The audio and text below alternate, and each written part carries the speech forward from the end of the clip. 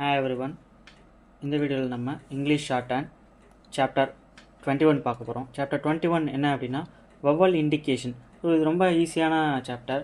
இது நம்ம முன்னாடி சாப்டரில் பார்த்தது தான் ஒரு ரீகால் மாதிரி வந்து கொடுத்துருப்பாங்க. இது என்ன ரொம்ப தியரியெலாம் வந்து படிக்க வேணாம், நான் உங்களுக்கு ஈஸியாக சொல்லிடுறேன். இப்போது ஃபார் எக்ஸாம்பிள் சில இதுக்கு வந்து 2 ஸ்ட்ரோக்ஸ்லாம் பார்த்தோம் இல்லைங்களா. இப்போ ஆருக்கு வந்து நம்ம டவுன்வேர்டு ஆரும் எழுதுவோம், அப்வேர்டு ஆரும் எழுதுவோம். சில இடத்துல எஸ்ஸுக்கு சர்க்கிள் எஸ் போடுவோம், ஸ்ட்ரோக்ஸும் போடுவோம்.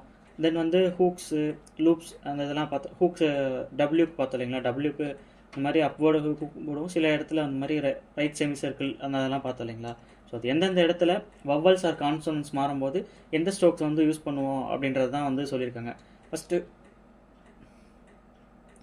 ஃபஸ்ட்டு இது பாருங்கள். இந்த மாதிரி வவல்ஸ் வந்து இது ஆல்ரெடி நம்ம இந்த ரூல் பார்த்துருப்போம்.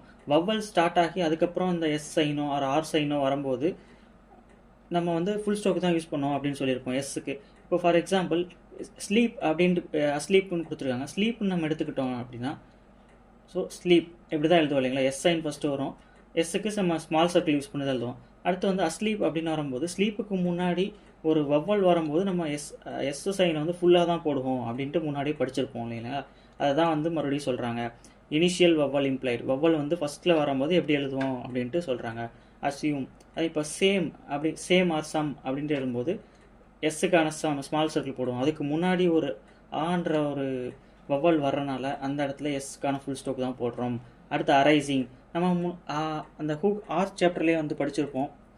அங்கே வந்து ஆருக்கு முன்னாடி வவல் மட்டும்தான் வருது. வவலுக்கு அடுத்து ஆர் வந்துச்சு அப்படின்னா அந்த இடத்துல நம்ம டவுன்வேர்டு ஆர் தான் யூஸ் பண்ணுவோம் அப்படின்ட்டு ஒரு ரூல் படிச்சிருப்போம். அந்த இதுதான் இங்கே யூஸ் பண்ணுறாங்க, அரைசிங்.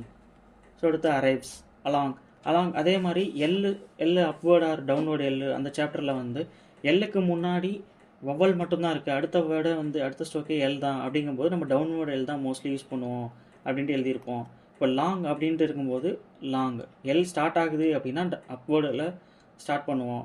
எல்லுக்கு முன்னாடி ஒரே ஒரு வவல் மட்டும் வருது அப்படின்னா அந்த இடத்துல நம்ம டவுன்வேர்டு தான் யூஸ் பண்ணுவோம், அலாங். அடுத்து அலைக்.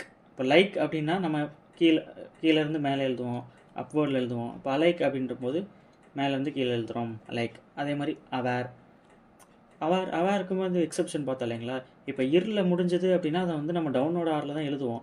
பட் நம்ம கன்வீனியன்ட்டுக்காக அந்த டபிள்யூ ஹூக்கோடையே வந்து மேலே கொண்டு போகலைங்களா, அதுவுமே ஒரு ரூல் பார்த்தோம், அவேர். அடுத்து பாருங்கள், இனிஷியல் கான்சோனன்ட் இம்ப்ளைட். ஸோ இது நம்ம மேலே பார்த்த மாதிரி தான். இப்போது ஃபஸ்ட்டு கான்சோனன்ட் வந்துச்சு அப்படின்னா அதுக்கான ஹூக் ஆர் சர்க்கிள் வந்து போட போகிறோம். கான்சோனன்ட் இல்லை வவல் வந்துச்சு அப்படின்னா ஃபுல் ஸ்டாப் போட போகிறோம். ஃபார் எக்ஸாம்பிள் இங்கே கொடுத்துருக்காங்க ஸ்லீப்புன்ட்டு வந்துச்சுன்னா எஸ் வருது. ஸோ நம்ம அதுக்கான சர்க்கிள் போடுறோம். இப்போ ஸ்லீப்புக்கு முன்னாடி அப்படின்ற ஒரு வவல் வரனால அதுக்கு ஃபுல்லாக ஸ்டோக்கு போடுவோம். ஸோ இங்கே என்ன கொடுத்துருக்காங்களோ அது கான்சோனன்ட்டில் ஆரம்பித்தா எப்படி இருக்கும் அப்படின்றது தான் இங்கே கொடுத்துருக்காங்க. அடுத்து பாருங்கள், final vowel imply. So vowel வந்து கடைசியில் வந்துச்சு அப்படின்னா நம்ம ஃபார் எக்ஸாம்பிள் ஒரு எஸ்ஆர் எஸ்டி லூப் ஆர் சர்க்கிள்ஸ்க்கு வந்து நம்ம லாஸ்ட்டாக வந்து எஸ்ஆர் எஸ்டியில் முடியும் போது தான் அந்த சர்க்கிள் வந்து போடுவோம். அதுக்கு எஸ்ஆர் எஸ்டிக்கு அப்புறம் ஒரு வவல் வந்துச்சு அப்படின்னா நம்ம ஃபுல் ஸ்டாக் தான் போடணுன்ட்டு வந்து படிச்சுட்டு இருக்கோம் இல்லைங்களா.